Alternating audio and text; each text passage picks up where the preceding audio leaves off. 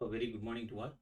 So I welcome you all for this class in the topic of OSI model in computer networks. So all of you have already aware of it. What is meant by computer networks? It's a collection of computers are connected together in order to exchange of informations. So let us have a discussion of the different kinds of layers which is available under the OSI model. And this OSI model we can call it as a open system interconnection. So the open system interconnection, this particular model, it was developed in 1984.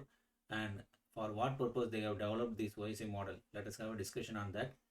So this is exclusively for performing the different kinds of functionalities, different kinds of operations during the data transmission between the sender and receiver. So that is the main reason only we go for developed that OSI model. Okay. So it may be a client or server side. There will be two different kinds of applications they are running. So the end user can interact with the systems by using the software applications only.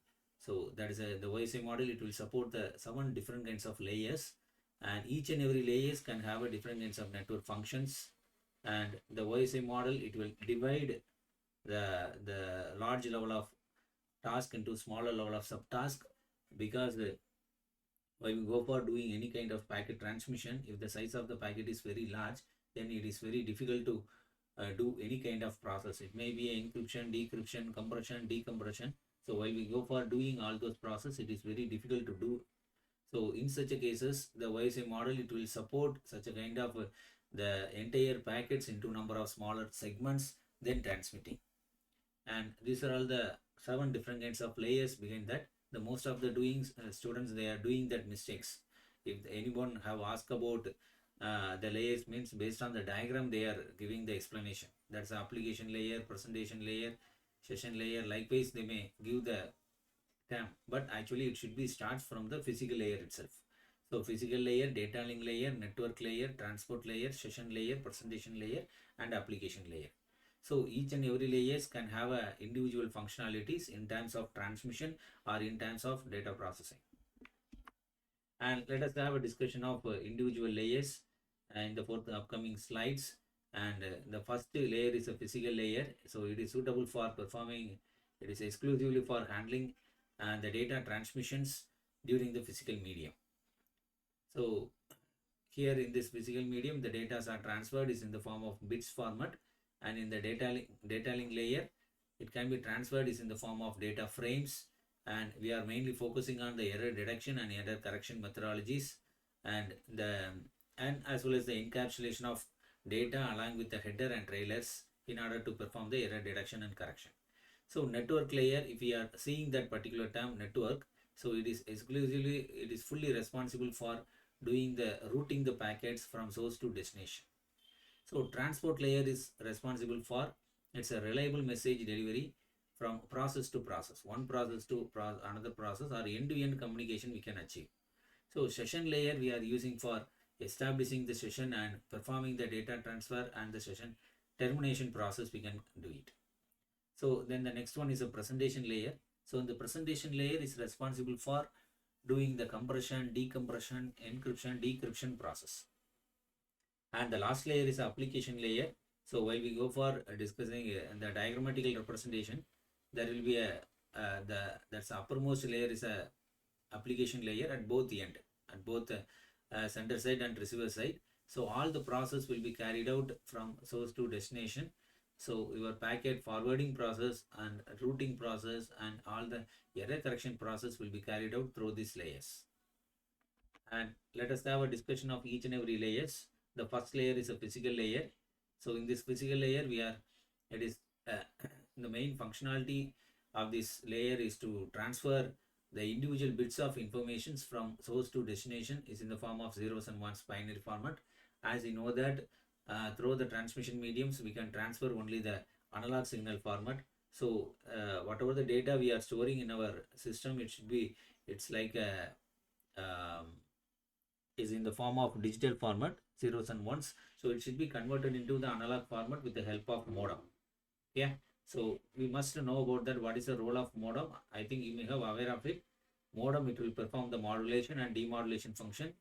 So Then some of the four different kinds of functions of a physical layers are there. So line configurations, that's the first function. So it will connect the two or more devices physically. So by using the cable, we can connect and we can involve all the data transmission.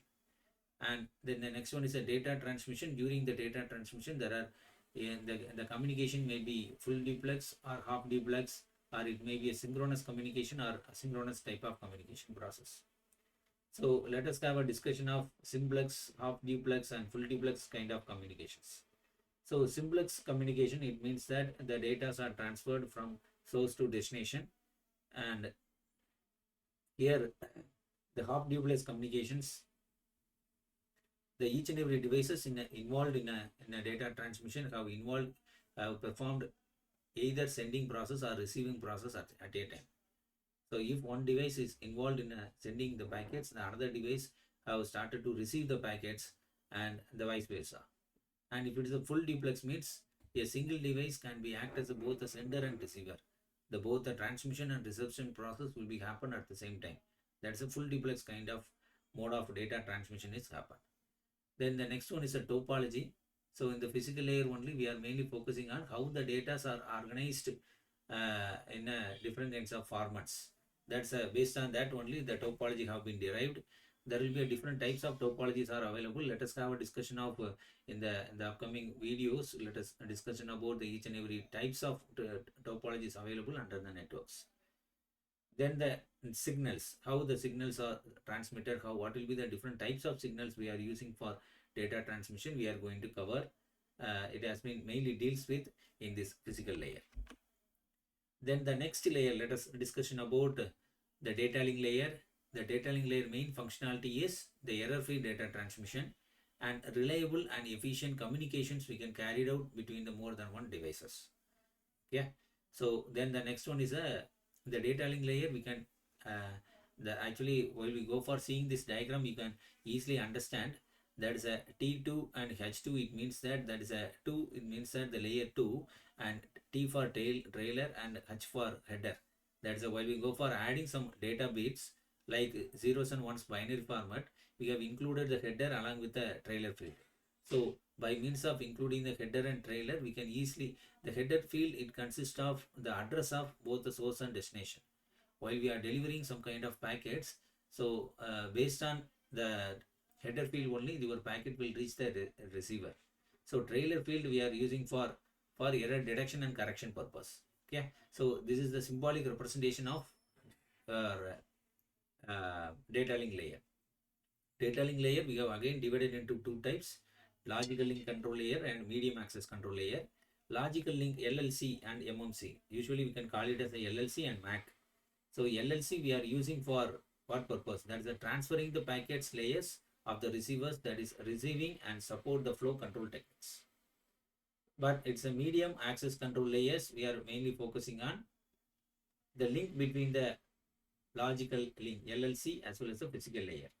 So while we are involved in a data transmission, we should care of the establishment of connectivity and involved in the flow control mechanisms.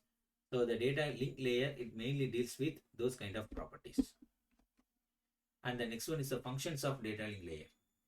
So these are all the 5 different kinds of functions are there. That's a framing. As you know that, that's while we are doing the data transmission, it should be converted into the frame format. That is the physical raw bit stream into the corresponding frame format. It should be converted, and the header and trailer field will be added and then involved in a data transmission. Then the next one is the physical addressing. As you know that is a physical address is very, very important. That is a physical address, or it may be a logical addressing is also there. That is by using the IP address, we can easily identify individual machines in the networks. So each and every machines we can identify individually with the help of IP address, and then Ethernet address. That is we can call it as a physical address. That is a through which there is a NIC. We can call it as a network interface card.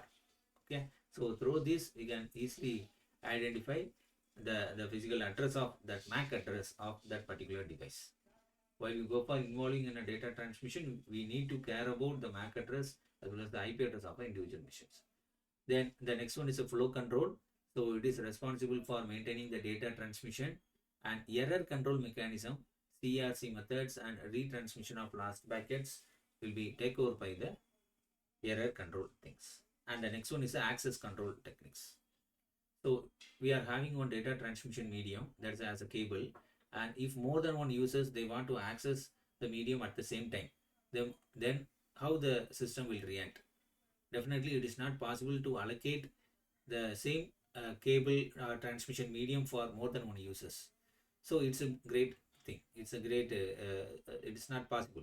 So based on the timely manner, that is the each and every physical medium or transmission medium, it will allocate the chance to the individual node to involve in a communication. Then the next one is a data network layer. So network layer main functionality, if anyone have asked about what is the role of network layer, we can say it as it's a selection of best path. That's the main objective. That is the data are transferred is in the form of packet format, and the best path have been selected. There are number of routes to reach the receiver will be there, but we have to choose the best path. So selection of best path is very important, and through which the packet transmission will be carried out. And the next one is the functions. These are all the 4 functions are there: internetworking, addressing, routing, and packetizing. Okay. Then transport layer. So transport layer main function, end-to-end reliable communication. If anyone have asked about what is the role of transport layer in OSI model, at first we can give a the definition, then after that we can explain some other additional points. So it will give an additional credit for us for our points. So the main responsibility of transport layer is, while we go for accessing the data through the networking, so it may be travel through the different kinds of ways. So at the receiver side, we are receiving the data in an unordered format. It is not in the order form, because the packets is divided into smaller segments and transmitted through the various path. So it will reach the receiver at a different time period. So the order of messages may be vary. So while we go for doing the reassembly process, so there is a necessary to focus on the other things. That is like we need to remove the duplications of records, or these are all the some kind of things we need to do. So the transport layer will take care all those properties. That is a reliability. So the transport layer, it will support the protocols, the TCP and UDP. So TCP protocol, we can call it as a transmission control protocol. It is mainly used for establishing the connection and doing the data transmission, and the data termination process will be carried out. That is a TCP protocol. And the reordering process and the segmentation, splitting the segment, creation of segments, and do the transmission through the various routes will be carried out by the TCP. So TCP protocol, we are sending the data and we are getting the acknowledgement or no acknowledgement. But in the UDP protocol, it's a connectionless protocol, because we are sending the data, but there is no guarantee for delivering the packets. So that is your sender will not wait for acknowledgement signal from the receiver. Okay, it will always started to send the data. It will not wait for the data to send. So that is the user data graph protocol. Now these are all the some kind of transport layer functionalities. The service point addressing, segmentation and reassembly process, and connection control, flow control, error control. So as we have already seen, the error control, which is also supported by the data link layer.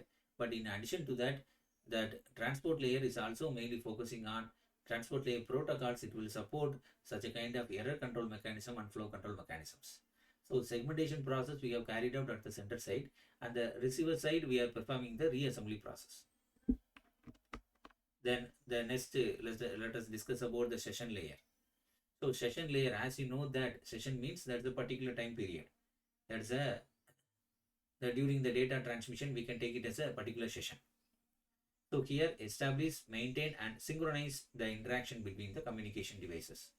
What is meant by synchronization? Do you have any answer on that? Synchronization, it means that is if I am sending the data, the receiver is to be ready in a position to receive my answer. Okay, so that is a synchronization. That is the sending and receiving process will be carried out at the right time period. That is a synchronization. So for that purpose, as we have already discussed earlier, That is a half duplex, full duplex mode of communication. The synchronous mode and asynchronous mode of communication is also there. So synchronous mode of communication, it mainly deals with the initially it will send the start bit and stop bit. Then after that it will wait for some particular time. Then start bit. Then after that the data regular packet transmission. Then after the completion of data transmission, it will send the stop packet. So that's from start and stop packets we can easily identify this is the size of the data bits or otherwise packets. Yeah, that is a synchronization process. So these are all the two functions of session layer. One is the dialog control and the next one is the synchronization. So as we have already discussed earlier, that is a synchronization. It will also include the checkpoints. So what is the purpose of checkpoints? We should know. So someone may ask that in between the sender and receiver, there will be a number of checkpoints we can fix it. So instead of verifying that your data is successfully received by the receiver at the end, at the middle level itself, we can check whether the data have been received as like what we have sent from the sender. So first checkpoints it will check. If there is no loss, then it will move on to the next checkpoints. Then checkpoint 2, once again we are checking. So likewise the process will continue. Yeah, so this is the actual process we have carried out, and based on which we can do all the data transmission. So the presentation layer we are performing the translation, encryption and decryption of data, and based on which the data transmission will be successfully carried out. So the encryption process, encryption, decryption, and these are all the things will be carried out. And application layer mainly deals with the various protocols like TCP, like FTP protocol, SMTP, SNTP. These are all the protocols transmitted, and network transparency and resource allocations will be handled by the application layer, and network services to the end users. So these are all the various kind of process will be carried out by the network application layer. Thank you. I hope everyone can understand the different layers functionalities. And once again, you can go through this video if you have any kind of doubts, or you can approach me through comments or anything. Thank you.